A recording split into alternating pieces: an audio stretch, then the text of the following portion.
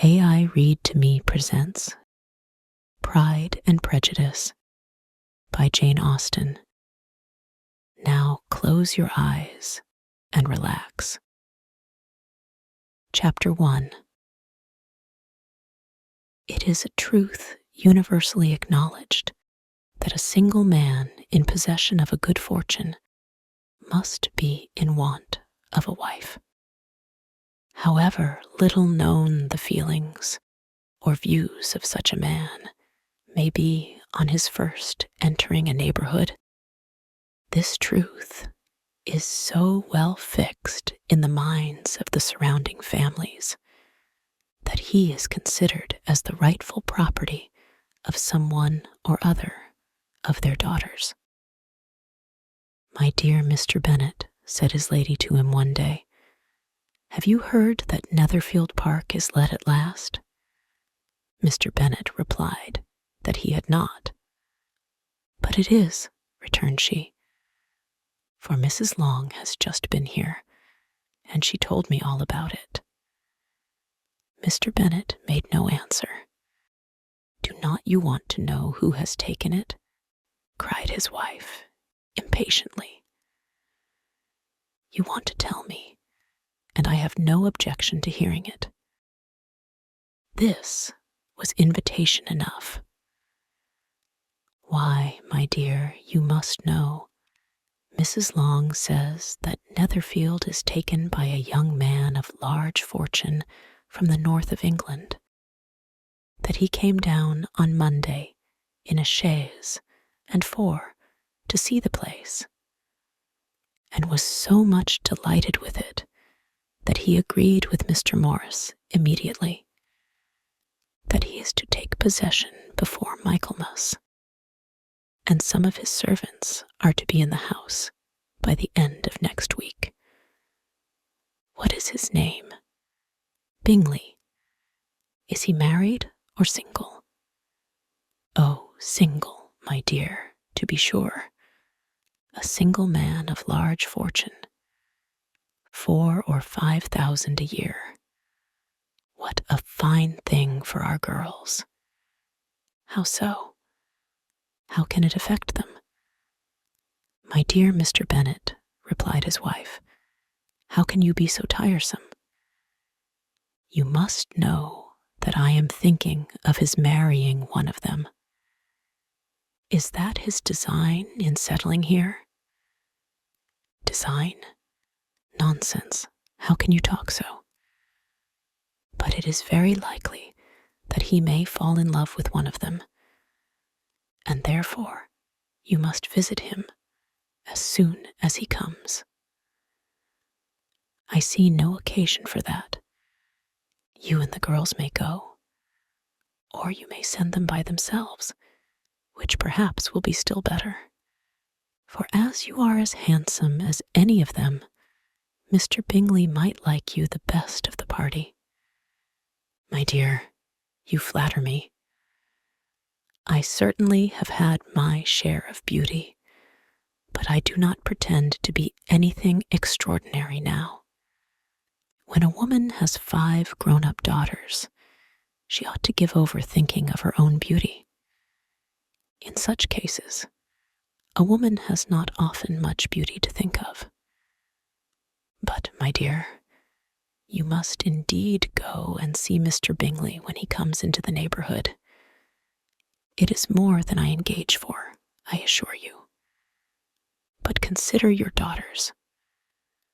Only think what an establishment it would be for one of them." Sir William and Lady Lucas are determined to go, merely on that account. For in general, you know, they visit no newcomers. Indeed, you must go, for it will be impossible for us to visit him if you do not. You are over scrupulous, surely. I dare say Mr. Bingley will be very glad to see you, and I will send a few lines by you to assure him of my hearty consent to his marrying whichever he chooses of the girls, though I I must throw in a good word for my little Lizzie. I desire you will do no such thing. Lizzie is not a bit better than the others, and I am sure she is not half so handsome as Jane, nor half so good-humored as Lydia. But you are always giving her the preference. They have none of them much to recommend them, replied he. They are all silly and ignorant, like other girls. But Lizzie has something more of quickness than her sisters. Mr. Bennet, how can you abuse your own children in such a way? You take delight in vexing me.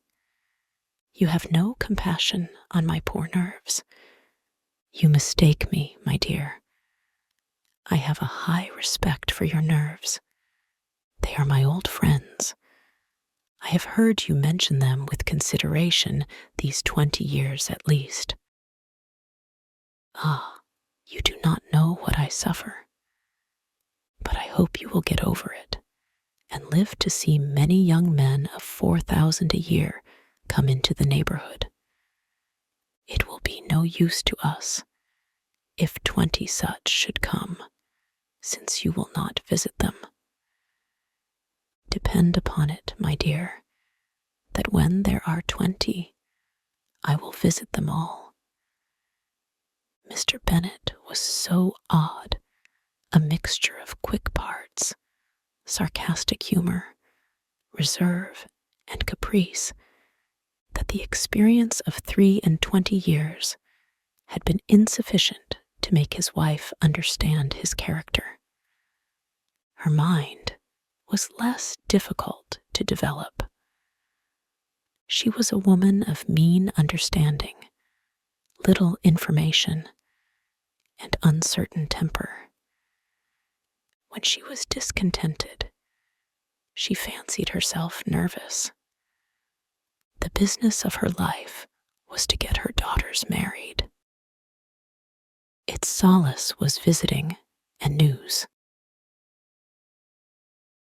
Chapter 2. Mr. Bennet was among the earliest of those who waited on Mr. Bingley. He had always intended to visit him, though to the last always assuring his wife that he should not go. Until the evening after the visit was paid, she had no knowledge of it. It was then disclosed in the following manner. Observing his second daughter employed in trimming a hat, he suddenly addressed her with, "I hope Mr. Bingley will like it, Lizzie." "We are not in a way to know what Mr. Bingley likes," said her mother resentfully, "since we are not to visit." "But you forget, Mamma," said Elizabeth, "that we shall meet him at the assemblies, and that Mrs. Long has promised to introduce him." "I do not believe Mrs. Long will do any such thing. She has 2 nieces of her own. She is a selfish, hypocritical woman, and I have no opinion of her." "No more have I," said Mr. Bennet. "And I am glad to find that you do not depend on her serving you." Mrs. Bennet deigned not to make any reply, but, unable to contain herself, began scolding one of her daughters. "Don't keep coughing so, Kitty, for heaven's sake. Have a little compassion on my nerves. You tear them to pieces." "Kitty has no discretion in her coughs," said her father. "She times them ill." "I do not cough for my own amusement," replied Kitty fretfully. "When is your next ball to be, Lizzie?" "Tomorrow fortnight." "Aye, so it is," cried her mother, "and Mrs. Long does not come back till the day before. So it will be impossible for her to introduce him, for she will not know him herself. Then, my dear, you may have the advantage of your friend and introduce Mr. Bingley to her. Impossible, Mr. Bennet, impossible, when I am not acquainted with him myself. How can you be so teasing? I honor your circumspection. A fortnight's acquaintance is certainly very little. One cannot know what a man really is by the end of a fortnight. But if we do not venture, somebody else will. And after all, Mrs. Long and her nieces must stand their chance. And therefore, as she will think it an act of kindness, if you decline the office, I will take it on myself. The girls stared at their father. Mrs. Bennet said only, "Nonsense, nonsense. What can be the meaning of that emphatic exclamation?" cried he. "Do you consider the forms of introduction and the stress that is laid on them as nonsense? I cannot quite agree with you there. What say you, Mary? For you are a young lady of deep reflection, I know, and read great books and make extracts." Mary wished to say something very sensible, but knew not how. While Mary is adjusting her ideas, he continued, "Let us return to Mr. Bingley." "I am sick of Mr. Bingley," cried his wife. "I am sorry to hear that. But why did you not tell me so before? If I had known as much this morning, I certainly would not have called on him. It is very unlucky. But as I have actually paid the visit, we cannot escape the acquaintance now." The astonishment of the ladies was just what he wished. That of Mrs. Bennet perhaps surpassing the rest. Though when the first tumult of joy was over, she began to declare that it was what she had expected all the while. "How good it was in you, my dear Mr. Bennet. But I knew I should persuade you at last. I was sure you loved your girls too well to neglect such an acquaintance. Well, how pleased I am. And it is such a good joke, too, that you should have gone this morning and never said a word about it till now. Now, Kitty, you may cough as much as you choose," said Mr. Bennet. And, as he spoke, he left the room, fatigued with the raptures of his wife. "What an excellent father you have, girls," said she, when the door was shut. "I do not know how you will ever make him amends for his kindness. Or me, either, for that matter. At our time of life, it is not so pleasant, I can tell you, to be making new acquaintances every day. But for your sakes, we would do anything. Lydia, my love, though you are the youngest, I dare say Mr. Bingley will dance with you at the next ball." "Oh," said Lydia stoutly, "I am not afraid. For though I am the youngest, I'm the tallest." The rest of the evening was spent in conjecturing how soon he would return Mr. Bennet's visit, and determining when they should ask him to dinner. Chapter 3. Not all that Mrs. Bennet, however, with the assistance of her 5 daughters, could ask on the subject, was sufficient to draw from her husband any satisfactory description of Mr. Bingley.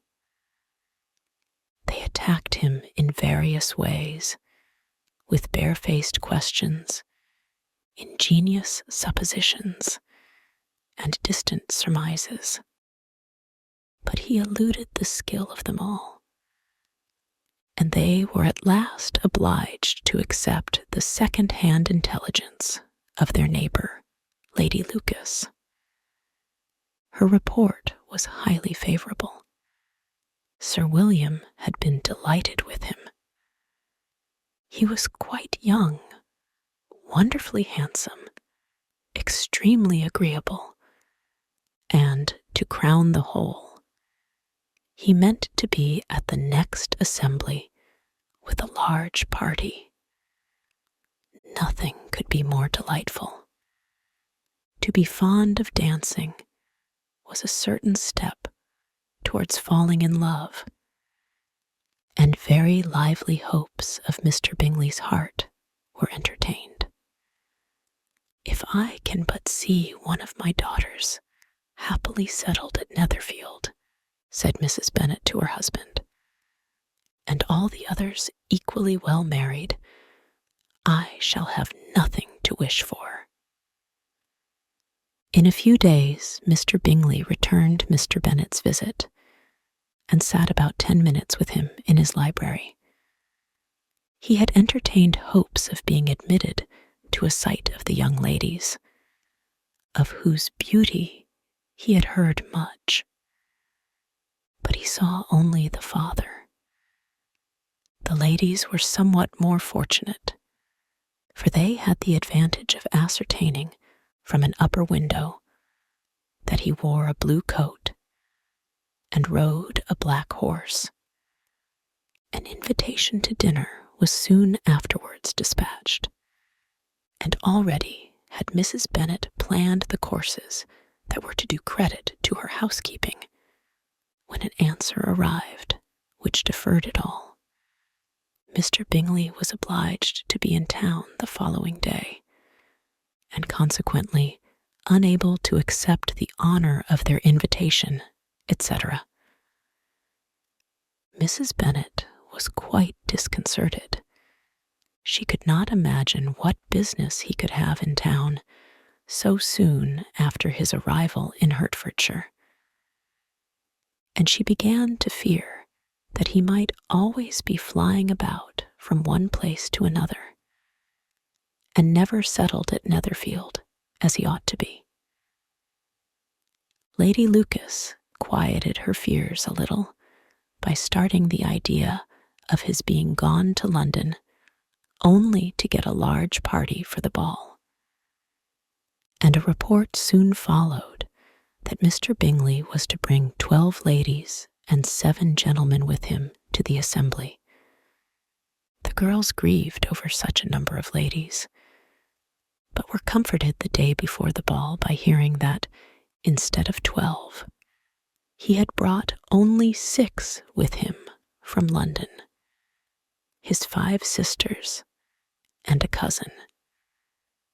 And when the party entered the assembly room, it consisted of only 5 altogether: Mr. Bingley, his 2 sisters, the husband of the eldest, and another young man. Mr. Bingley was good-looking and gentlemanlike. He had a pleasant countenance and easy, unaffected manners. His sisters were fine women, with an air of decided fashion. His brother-in-law, Mr. Hurst, merely looked the gentleman.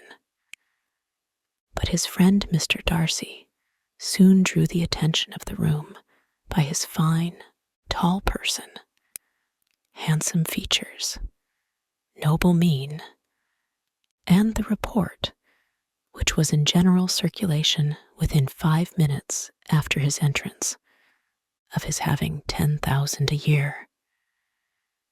The gentleman pronounced him to be a fine figure of a man. The ladies declared he was much handsomer than Mr. Bingley, and he was looked at with great admiration for about half the evening, till his manners gave a disgust which turned the tide of his popularity. For he was discovered to be proud, to be above his company, and above being pleased. And not all his large estate in Derbyshire could save him from having a most forbidding, disagreeable countenance, and being unworthy to be compared with his friend. Mr. Bingley had soon made himself acquainted with all the principal people in the room. He was lively and unreserved, danced every dance, was angry that the ball closed so early, and talked of giving one himself at Netherfield. Such amiable qualities must speak for themselves. What a contrast between him and his friend. Mr. Darcy danced only once with Mrs. Hurst, and once with Miss Bingley, declined being introduced to any other lady, and spent the rest of the evening in walking about the room, speaking occasionally to one of his own party. His character was decided. He was the proudest, most disagreeable man in the world, and everybody hoped that he would never come there again.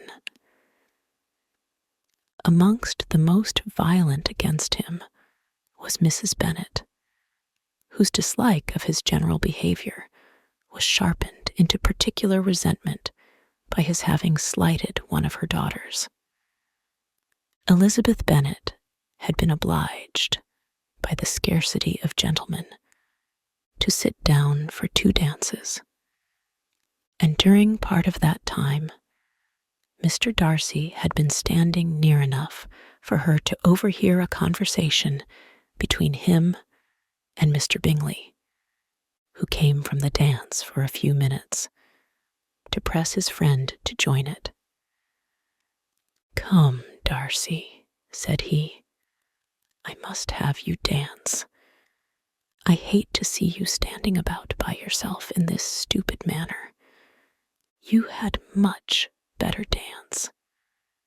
"I certainly shall not. You know how I detest it, unless I am particularly acquainted with my partner. At such an assembly as this, it would be insupportable.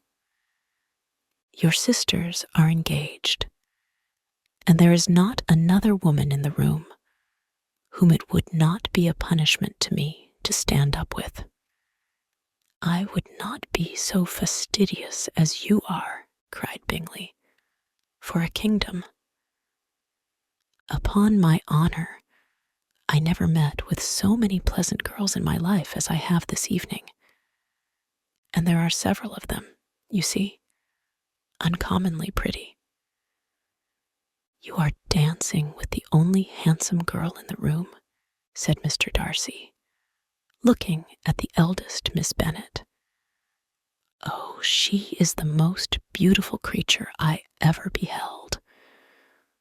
But there is one of her sisters sitting down just behind you, who is very pretty, and I dare say very agreeable. Do let me ask my partner to introduce you. Which do you mean?"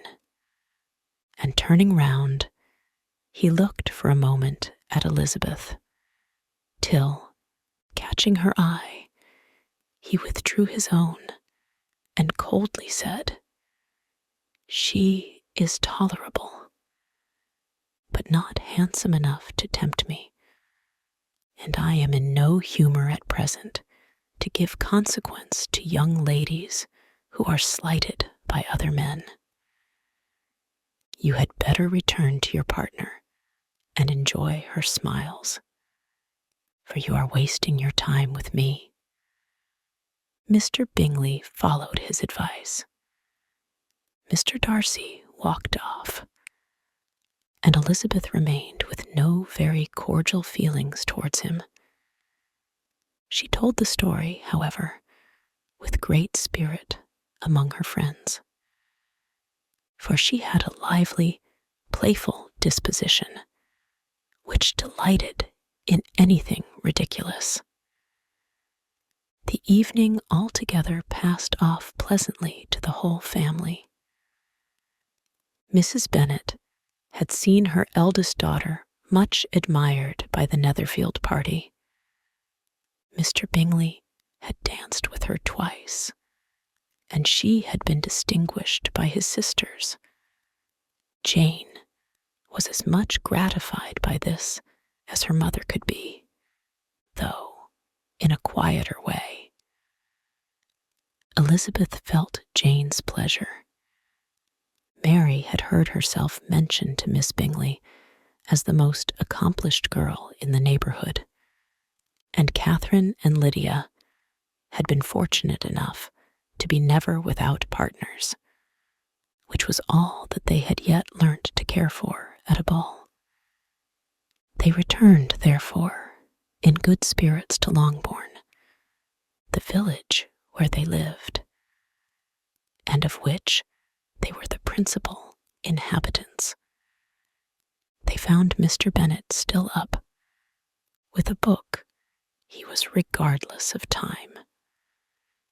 And on the present occasion, he had a good deal of curiosity as to the event of an evening, which had raised such splendid expectations.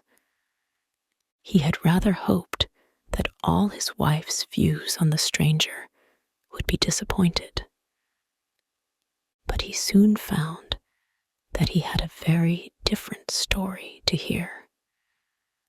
"Oh, my dear Mr. Bennet," as she entered the room, "we have had a most delightful evening, a most excellent ball. I wish you had been there. Jane was so admired. Nothing could be like it. Everybody said how well she looked. And Mr. Bingley thought her quite beautiful, and danced with her twice. Only think of that, my dear. He actually danced with her twice, and she was the only creature in the room that he asked a second time. First of all, he asked Miss Lucas. I was so vexed to see him stand up with her. But however, he did not admire her at all. Indeed, nobody can, you know. And he seemed quite struck with Jane as she was going down the dance. So he inquired who she was, and got introduced, and asked her for the two next. Then, the 2/3 he danced with Miss King, and the 2/4 with Maria Lucas, and the 2/5 with Jane again, and the 2/6 with Lizzie and the Boulanger. If he had had any compassion for me, cried her husband impatiently, he would not have danced half so much. For God's sake, say no more of his partners. Oh, that he had sprained his ankle in the first dance. Oh, my dear, continued Mrs. Bennet, I am quite delighted with him. He is so excessively handsome, and his sisters are charming women. I never in my life saw anything more elegant than their dresses. I dare say the lace upon Mrs. Hurst's gown. Here she was, interrupted again.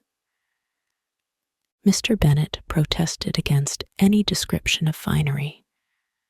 She was therefore obliged to seek another branch of the subject, and related, with much bitterness of spirit and some exaggeration, the shocking rudeness of Mr. Darcy.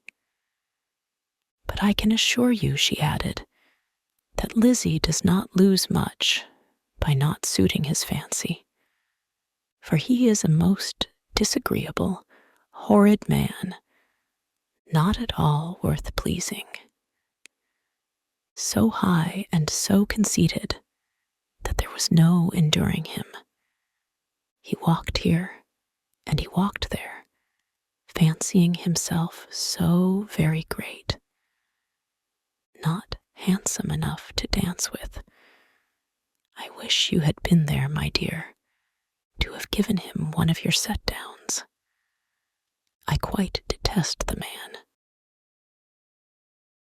This concludes this reading of Pride and Prejudice by Jane Austen. If you enjoyed it, please like and subscribe. To listen ad-free, visit aireadtome.com or use the link in the description. Thank you for your support.